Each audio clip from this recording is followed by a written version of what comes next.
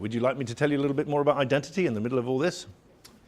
This is my belief about identity. If you look at the logical levels, you have beliefs about identity.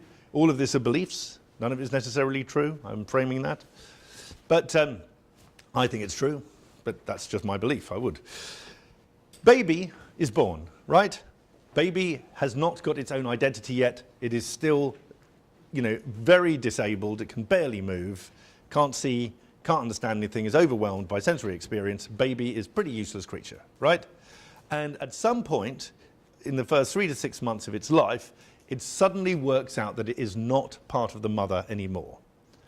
And at that point, the baby will cry through the night, often because the mother's serotonin has I think it's serotonin, it might be another one, hormone women have, oxytocin, thank you, has cut out, and now mum has had enough of it and needs a good night's kip. Enough already of this.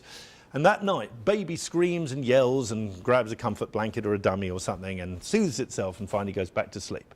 Parents say, thank God for that, we can finally get on with our life.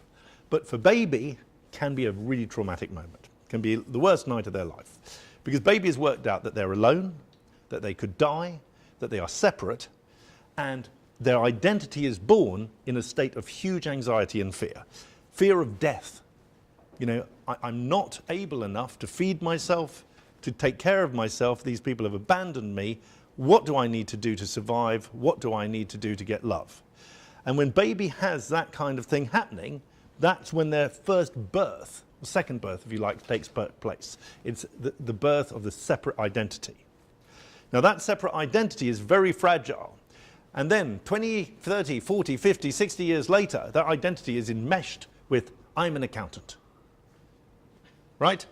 And suddenly when this person is told they have to retire or they're being made redundant from their role as an accountant because of their partners, you can't stay till you're 50, 60, whatever it is, suddenly the fear is, I'm going to die.